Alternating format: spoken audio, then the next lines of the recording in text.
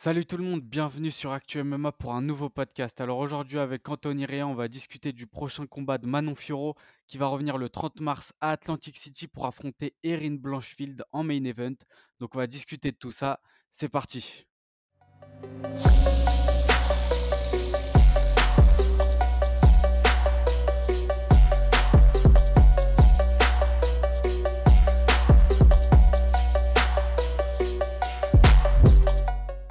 Les gars, comme d'habitude, j'aimerais remercier notre partenaire Unibet qui nous accompagne sur ce podcast. Parie sur l'app numéro 1 avec Unibet et profite de 100 € de bonus sur ton premier pari. Donc si vous voulez parier, ça se passe en barre de description. Vous avez jusqu'à 100 € de bonus offerts sur votre premier pari avec le code ActuMMA. Et je vous rappelle bien sûr que les paris sportifs sont interdits aux mineurs et qu'il faut jouer avec modération. Donc Anthony, comme d'habitude, rentrons dans le vif du sujet. Les cotes de paris, donc sur Unibet, Blanchfield qui est favori, elle a une cote à 1,65. Fioro, une cote à 2,10. Donc moi perso, j'étais un petit peu surpris. Il n'y a pas un gros écart de cote, mais quand même un peu. Je sais pas toi ce que tu en penses. Est-ce que tu trouves ça normal que Blanchfield soit favori? Oh, normal, je sais pas si on peut dire que c'est normal. Manon, on va dire, est mieux classé et la place juste au-dessus, on va dire, de Blanchfield. Heu, C'est Blanchfield qui est 2. Je viens de regarder justement pour vérifier. Blanchfield 2 et Fioro 3. alors moi, je parle pas du classement UFC, Ah pardon. je parle des classements sur d'autres sites, justement qui, entre guillemets, je pense, sont un peu plus, enfin bref, Objectif. indépendants, ouais, ou indépendants dans tous les cas. Dans tous les cas, voilà, c'est un mouchoir de poche. Je pense que dans tous les cas, Blanchfield, elle est plus jeune. Elle a quasiment 10 ans de moins. Elle est américaine. Donc forcément, voilà, je pense que tout ça rentre en ligne de compte. Ouais, c'est clair, c'est clair. Donc des 2 côtés, on a vu qu'elles avaient quand même un style de prédilection. Blanchfield, elle va plutôt se servir de son grappling, de contrôler contre la cage, les soumissions et Fiorot, on sait bien qu'elle s'exprime en striking, c'est l'une des plus puissantes, de la catégorie. Ouais. Elle est très technique, elle a une belle boxe. Est-ce que tu considères que là, on est sur une opposition classique, pied-point, grappling? Alors, l'opposition classique, peut-être pas autant, parce que de toute façon, petit à petit, c'est en train de se gommer très largement, hein. On va dire, il y a des aspects dominants dans des jeux de certains combattants.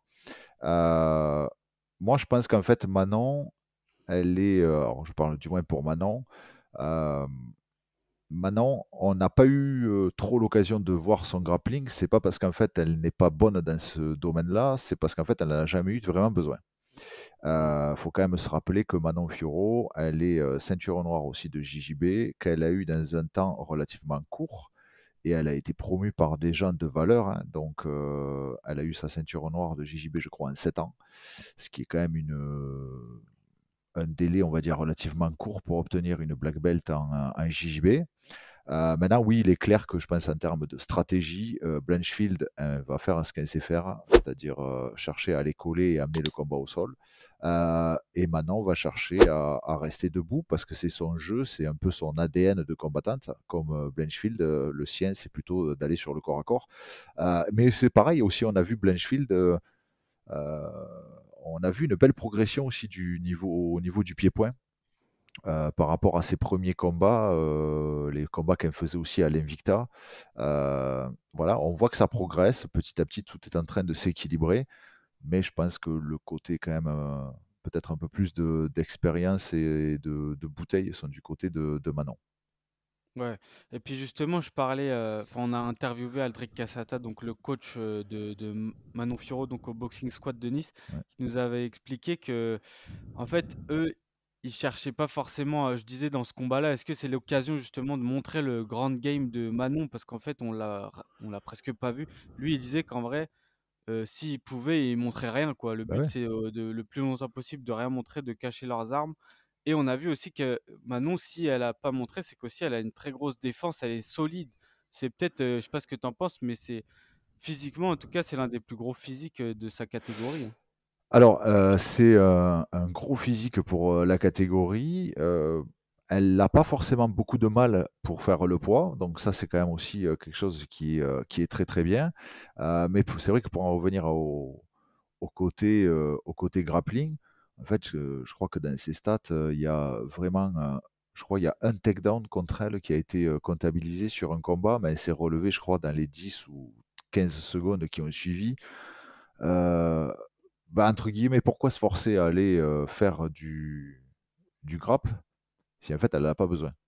Voilà, elle a Mmh. tout ce qu'il faut pour contrer ça, pour évoluer dans le combat avant.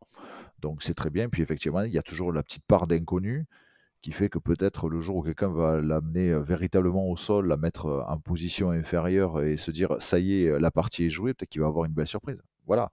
Mmh. Après, attention, voilà, c'est bien évidemment, en plus, je vais être honnête, personnellement, j'aime beaucoup Manon, j'aime beaucoup la personnalité qu'elle a. C'est une personne qui m'a l'air très humble et qui est pas, on va dire, dans le côté très effervescent, le trash talk, etc. Donc forcément, j'y suis entre guillemets sensible. Euh, mais voilà, faut quand même pas sous-estimer Blanchfield. C'est un très très bon combat. Voilà. Alors après, la question pouvait se poser. On sait que Manon était plus ou moins déjà désignée comme la prétendante au titre. Mmh. Est-ce que certains se posent la question, est-ce qu'il valait mieux pas attendre pour accéder directement au titre ou pas? Moi, personnellement, je pense que c'est quand même un bon choix de faire ce combat. Ouais, ouais, bah, je pense que moi, personnellement, je pense que c'était le combat à faire. Il y avait un peu une guéguerre entre la jeune montante, Manon Fiorot aussi, qui est, bah, finalement, il y a 10 ans d'écart, mais elle est relativement jeune dans sa carrière. Au final, elles ont à peu près le même palmarès, Ouais. 12-1 pour Blanchfield, 11-1 Manon. Donc pour moi, c'est le combat à faire. C'est un peu comme, bon, c'est un petit parallèle, mais comme chez les poids lourds, il y a Gane, Aspinall. Je pense que ces deux-là doivent se rencontrer et ils Bah, vont se rencontrer, tu vois. c'est Pareil. un peu. C'est une bonne transition pour ce que je voulais dire. Merci, merci Lorenzo. Merci. Non, mais c'est vrai. En plus, imaginons, prenons le scénario. Manon, elle décide finalement de dire non, je prends pas le combat. Quelque part, ce qu'a fait un peu, quelque part, Cyril Gann, quand il a refusé un peu le challenge Mmh. de Aspinal, où finalement on se retrouve, Cyril Gann, il n'a pas de combat prévu pour l'instant. Donc on ne sait pas trop ce que ça devient, cette histoire. Imaginons Manon, elle dit non, moi j'attends de prendre la gagnante entre Grasso et Shevchenko. Mais Blanchfield, elle continue de combattre. Elle fait un combat, elle gagne. On voit déjà la cote, voilà, elle est plus jeune, elle est américaine. Faut pas oublier, l'UFC est quand même une Ouais. entreprise américaine. Elle se retrouve à avoir une victoire de plus. Elle peut déloger Manon de sa place de challenger.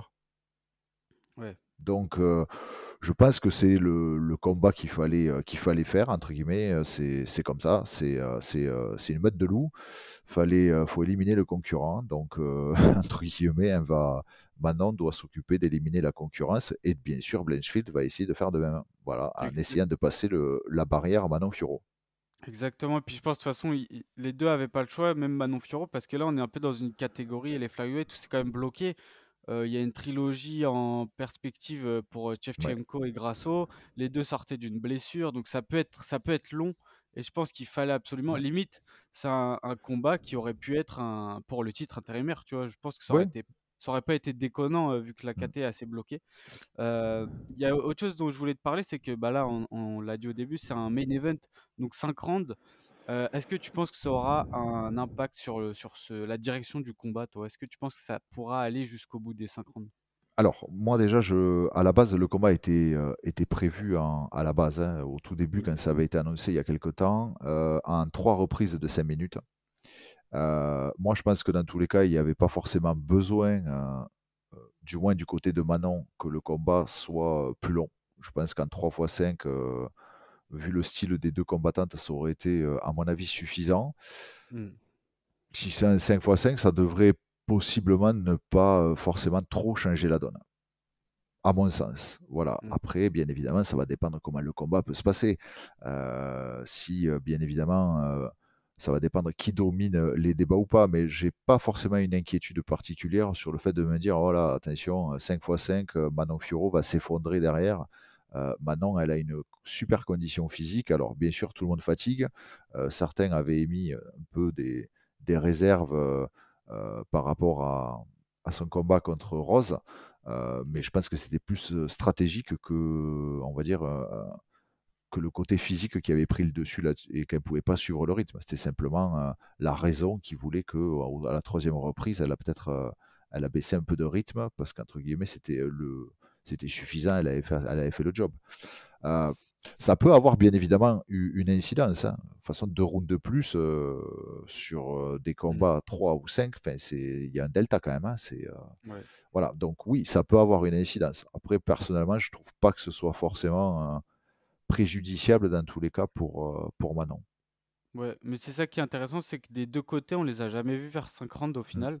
Donc, là, ce sera une première pour les 2. On verra quelle approche elles vont adopter. Est-ce que, peut-être, tenter de finir vite ou au contraire se mesurer des 2 côtés? Donc ça peut être, Ça a été, ce qu'on a évoqué, ce qui s'est passé pour, le combat de Benoît Saint-Denis.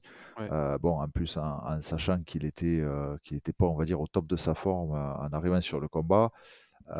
C'est toujours un pari, en fait. Voilà. Est-ce que, Mmh. je continue à faire ce que j'ai fait jusqu'à maintenant et en fait ça va passer? Ou, est-ce que, je me retiens un peu parce que potentiellement je peux avoir 2 rounds supplémentaires par rapport au format que je fais d'habitude? Mais est-ce que du coup, en se retenant un peu, on va avoir, la même «efficacité» entre guillemets dans le combat? C'est toujours une question, très délicate là-dessus. Donc, on va bien voir. C'est un combat dans tous les cas qui est très, très intéressant. Franchement, Ouais. heu, c'est un c'est un combat de toute façon qui est logique. Voilà, effectivement, il y aurait eu la temporalité qui était bonne, la trilogie, Grasso-Shevchenko, dans un laps de temps, raisonnable. Derrière, Manon pouvait attendre et prétendre au titre contre, la gagnante. Là, il y a un peu de temps à voir. Pour moi, c'est le combat qui a le plus de sens. Et effectivement, je te rejoins. J'aurais pas trouvé ça très choquant s'ils avaient fait ça pour la ceinture intérimaire, vu les classements qu'ils ont Ouais, de c'est toute clair, façon. c'est clair, ouais. Je voulais te demander aussi si tu étais, imaginons, le coach de Blanchfield et de Fiorot, Et qu'est-ce que tu leur dirais qu'est-ce que tu leur, dirais de faire? Est-ce que, Manon, tu lui dirais de, bah, forcément de garder la distance, d'amener le combat debout et si jamais elle se fait coller, de se dégager au plus vite? Et est-ce qu'à Blanchfield, tu lui dirais justement d'éviter à tout prix les frappes et de rentrer, dès que possible? moi, dans tous les cas, moi, j'ai toujours une approche un peu, peut-être particulière à ce niveau-là, mais Mmh. et d'un côté qui est tellement évidente, à mon sens. En fait, Manon, moi, je pense qu'il faut qu'elle continue à faire du Manon. Ne pas se faire de stress par rapport au potentiel grappling, de son adversaire. On sait qu'elle a beaucoup tourné. Alors après, je peux comprendre, le point de vue de Aldric, hein, qui est, le head coach de Manon. Mais voilà, ce qui se passe à l'entraînement reste à l'entraînement. Mais bon, elle a tourné avec d'excellentes grappleuses et Mmh. Aldric a lui-même dit qu'en fait, il considérait, Manon comme, la meilleure grappleuse, du moins en France, chez les 57 kilos. Mmh. Donc en fait, Blanchfield peut être aussi très surprise. Moi, je pense qu'il ne faut pas que Manon se fasse un stress en se disant: «Ah, si je vais au sol, c'est mort». Parce que de toute façon, je l'ai toujours dit, Ouais. si on va dans un combat en se faisant un stress sur une dominante en particulier, c'est pas bon. Manon, il faut qu'elle continue à faire ce qu'elle sait faire. Et elle le fait très bien, elle a très bien fait jusqu'à maintenant. Rose aussi, je suis désolé, Rose quand même, elle est très, très bonne en grappling. Elle a sorti des soumissions, complètement Ouais. folles pendant des combats précédents. Elle n'est pas arrivée à mettre en place son jeu. Donc en fait, il faut que Manon, elle continue à faire ce qu'elle a à faire et Blanchfield, il faut qu'elle continue ce qu'elle a à faire et pareil, sans se faire un stress en se disant: «Ouh là, Manon Fiorot, si machin, Mmh. si je reste trop longtemps debout, je vais prendre un KO, face à elle». Non, il faut être juste conscient des armes qu'a son adversaire, des siennes aussi et mettre tout ce qu'il faut, en marche pour potentialiser ses propres armes. Donc, Mmh. Blanchfield, on sait les stratégies plus ou moins. Voilà, forcément, Ouais. on voit très bien au fil des combats comment elles fonctionnent l'une comme l'autre. C'est ce qui en Mmh. vient justement à dire que on est un peu dans un duel grappleur-striker. Je pense que c'est un peu plus complexe que ça.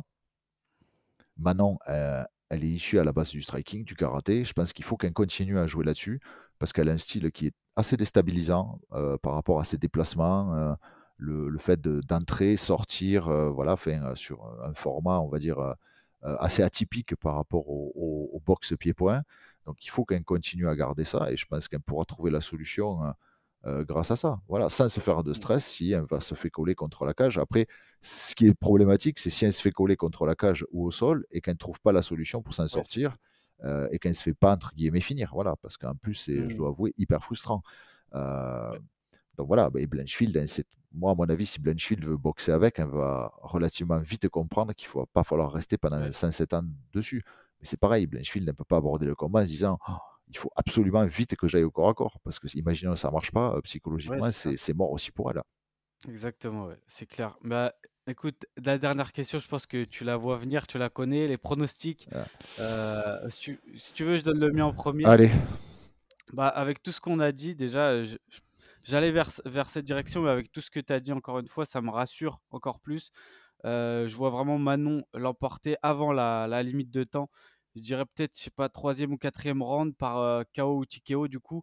Je pense que même si au début elle se fait amener au sol, comme tu l'as dit, c'est une bonne grappleuse. En plus, on l'a dit, elle est solide physiquement. Elle réussira à sortir de là et à mon avis, Blanchfield subira trop de dommages, face au striking de Manon, quoi. Je le vois comme ça. alors, sur le principe, je vais te rejoindre complet. Moi aussi, je vois une victoire possible de Manon Fiorot, à la troisième reprise, hein.